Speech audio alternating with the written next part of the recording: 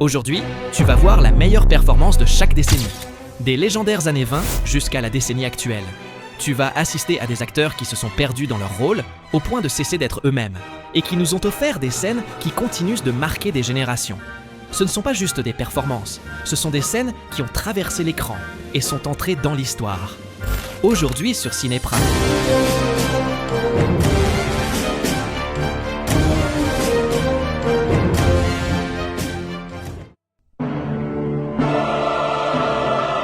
Dans les années 20, ce fut le moment le plus fort du cinéma muet, mais aussi la décennie où il commença à mourir. Les performances les plus emblématiques vont de Chaplin dans Le Kid à Buster Keaton. Mais il y eut une performance qui, loin de faire rire, traumatisa et horrifia non seulement les spectateurs, mais aussi l'actrice elle-même.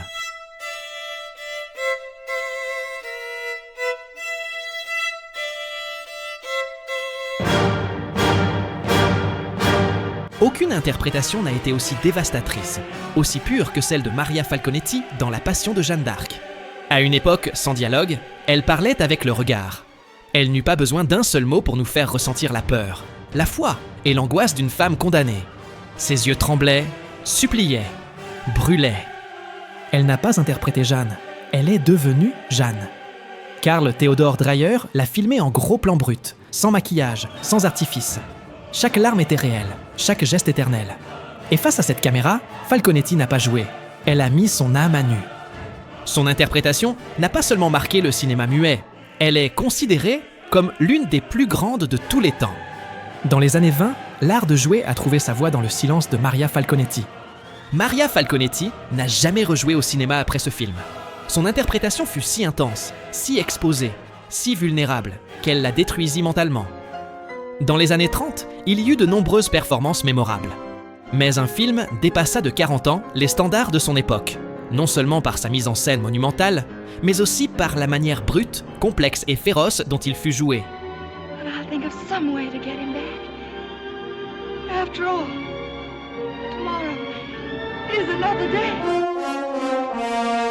Aucune performance des années 30 ne fut aussi révolutionnaire, aussi inoubliable que celle de Vivien Leigh dans Autant en emporte le vent. Scarlett O'Hara n'est pas une héroïne. Elle est égoïste, manipulatrice, orgueilleuse. Mais Vivien Leigh ne l'adoucit pas. Elle l'interprète avec une intensité brûlante. Chaque mot est chargé de désir, de colère, d'un ego blessé. Chaque regard raconte une histoire. À une époque où les rôles féminins étaient souvent soumis, Leigh brisa toutes les règles. Elle transforma Scarlett en une figure complexe, contradictoire, douloureusement humaine. Elle ne chercha pas à plaire, elle chercha la vérité. Le tournage fut brutal. Elle tourna pendant des mois sans repos, entre conflits, épuisement et pression médiatique.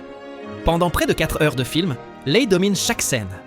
Face à l'effondrement du monde qui l'entoure, Scarlett s'accroche à la vie avec une obstination éblouissante. Et Vivien Leigh en fait plus qu'un personnage, elle en fait un symbole. God is my witness. As God is my witness, they're not going to lick me.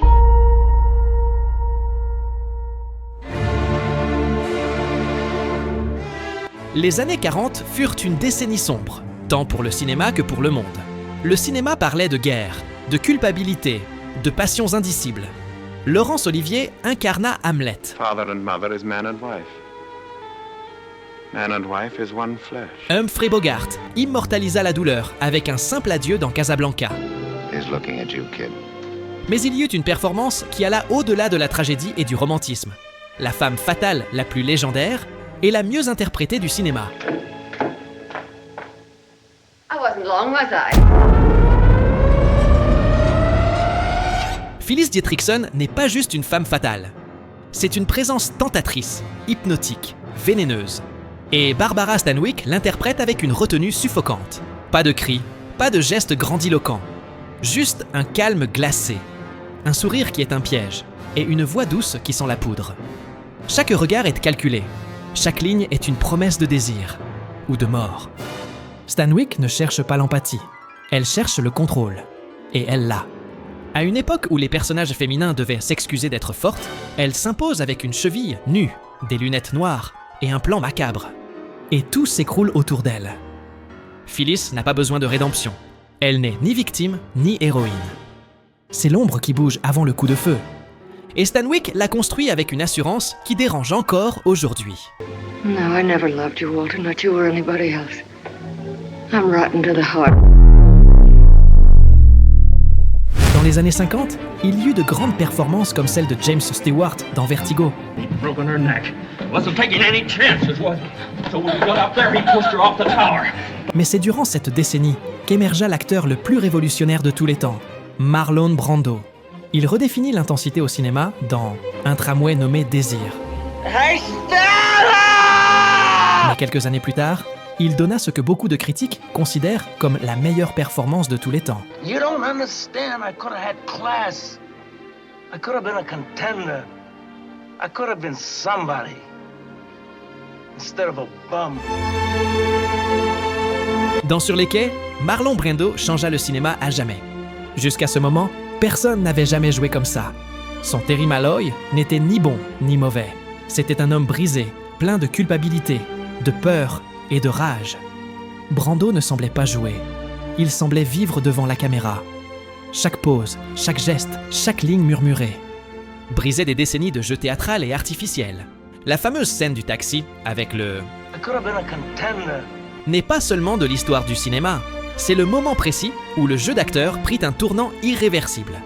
Brando apporta au cinéma une vérité brute, physique, émotionnelle. Sa présence changea ce que le public attendait d'un acteur, et ce que les acteurs osaient montrer d'eux-mêmes. Après Sur les quais, il n'y eut plus de retour en arrière. Le réalisme était arrivé, et il avait la voix, le corps et la fureur contenue de Marlon Brando. Dans les années 60, il y eut une performance si puissante et légendaire qu'elle éclipsa toutes les autres. No, something else. What then? I enjoyed it. Peter O'Toole dans Laurence d'Arabie. Il ne fut pas seulement le héros d'une superproduction. Il fut le centre absolu d'un des films les plus ambitieux de l'histoire.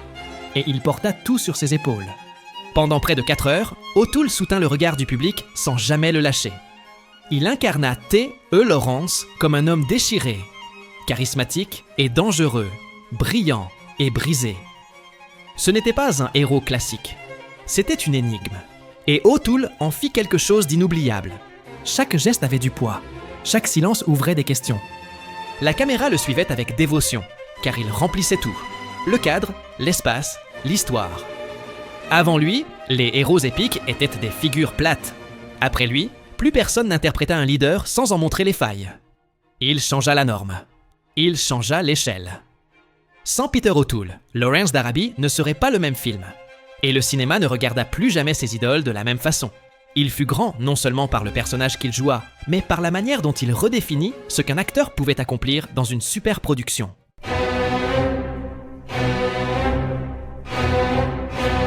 Dans les années 70, sortit le plus grand film de tous les temps, Le Parrain. Dans la première partie, Marlon Brando se consolida comme la plus grande légende de l'histoire du cinéma. Instead, you come into my house on the day my daughter's to be married and you ask me to do murder. Money. Et dans la seconde, Al Pacino livra une performance glaciale, avec l'un des développements de personnages les plus marquants jamais joués.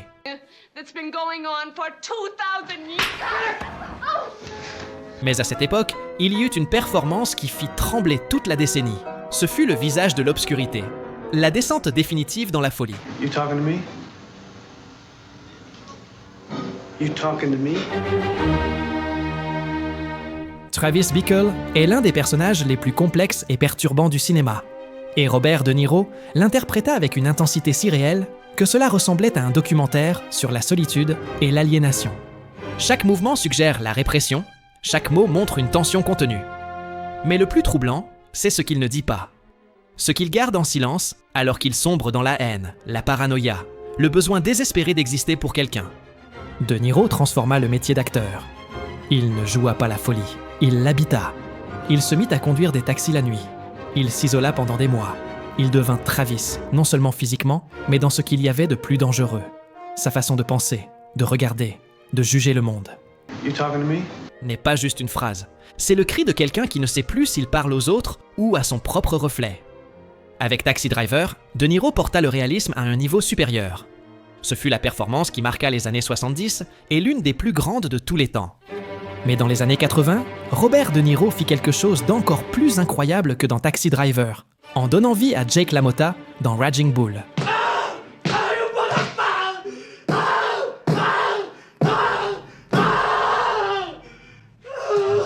Par ailleurs, l'interprétation la plus extrême de l'histoire vit le jour, avec Daniel Day-Lewis dans My Left Foot.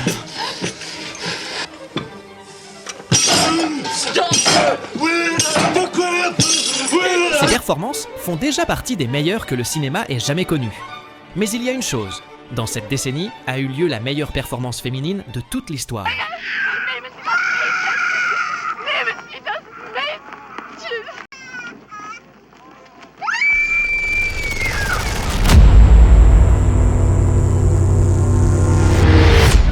Dans le choix de Sophie, Meryl Streep offrit l'interprétation la plus puissante qu'une actrice ait jamais donnée dans l'histoire du cinéma. Elle apprit l'allemand, le polonais et l'anglais avec un accent polonais. Mais ce n'était pas tout.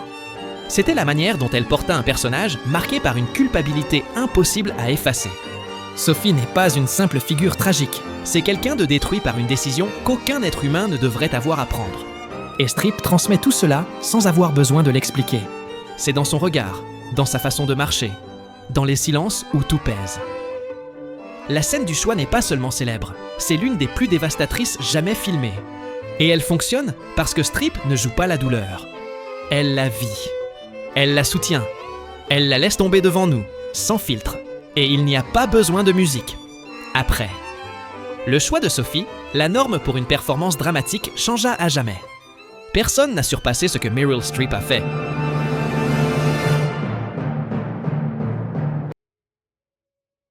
Dans les années 90, les meilleures performances ne cherchaient pas à plaire, elles cherchaient à déranger. Et elles montrèrent jusqu'où un acteur pouvait aller, lorsqu'il osait franchir toutes les limites. Ralph Fiennes incarna le méchant le plus sadique et malfaisant dans La Liste de Schindler. Edward Norton joua un néo-nazi, et aussi l'homme qui restait après avoir tout détruit.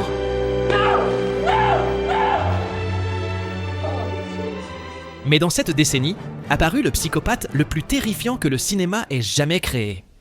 I ate his liver with some fava beans and a nice Chianti. Anthony Hopkins ne fut à l'écran que 16 minutes, et cela suffit à entrer dans l'histoire.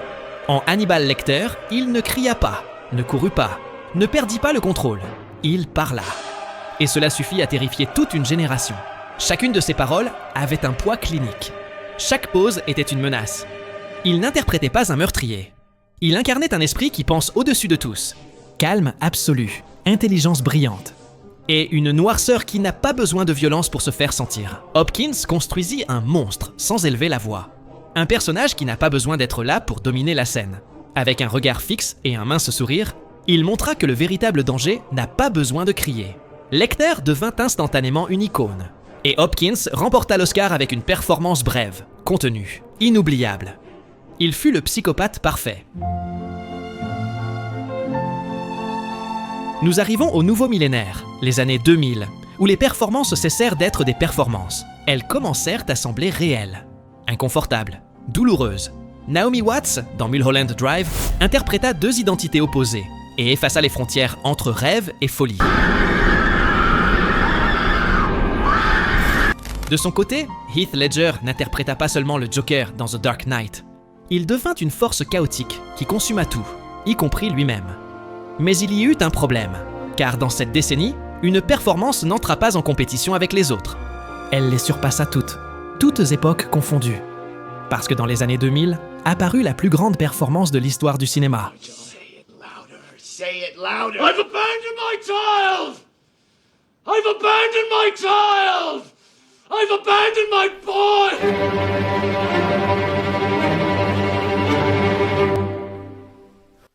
Ce que fit Daniel Day-Lewis avec Daniel Plainview ne ressemble à aucune autre performance dans l'histoire du cinéma. Il n'y a aucune humanité dans son regard, seulement de l'ambition, de la haine, de la faim. Day-Lewis s'est déconstruit pour créer Plainview à partir de rien. Sa démarche, sa respiration, sa voix, ce n'est pas une exagération. Il passa des mois à forger une nouvelle voix, alors qu'il était isolé dans un désert, sans contact extérieur. Il ne l'interpréta pas. Il devint lui. Pendant le tournage, il s'isola totalement de l'équipe, resta dans le personnage chaque jour, sans interruption. Il n'y avait plus Daniel Day-Lewis. Il n'y avait que Plainview.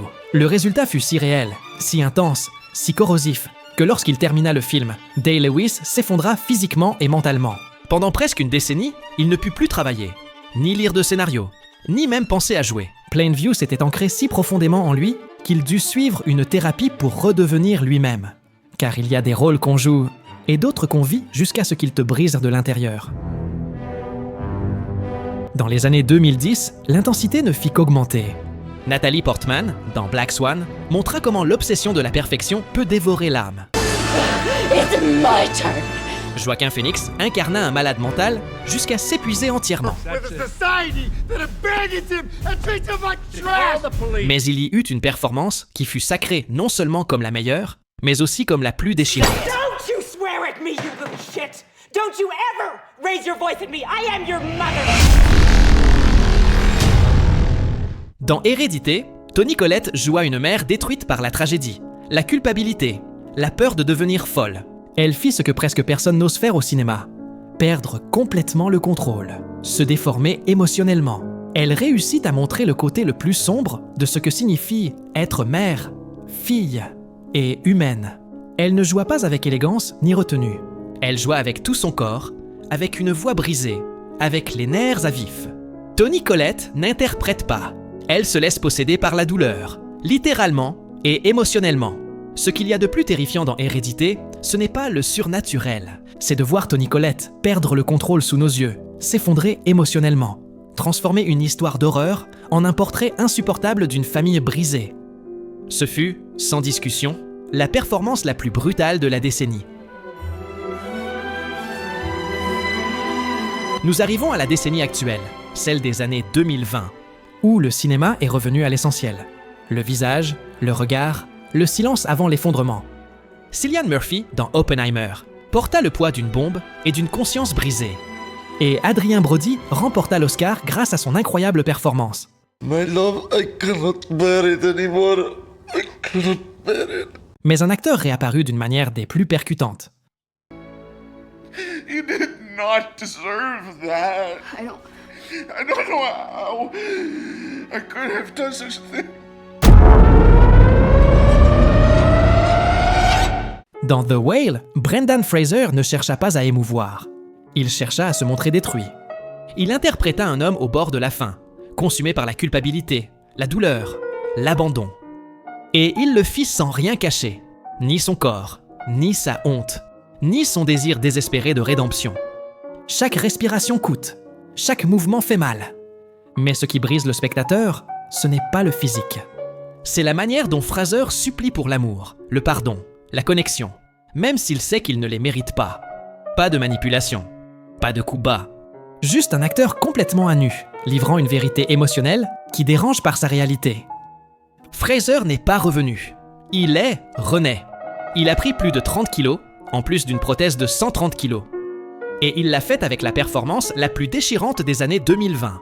Parce qu'il n'a pas interprété un homme brisé. Il nous a obligés à le regarder, à l'écouter et à ne pas détourner les yeux. Merci d'avoir regardé la vidéo. Ça a été un travail très dur, alors ton soutien et ton avis en commentaire seraient vraiment appréciés. On se retrouve dans la prochaine vidéo.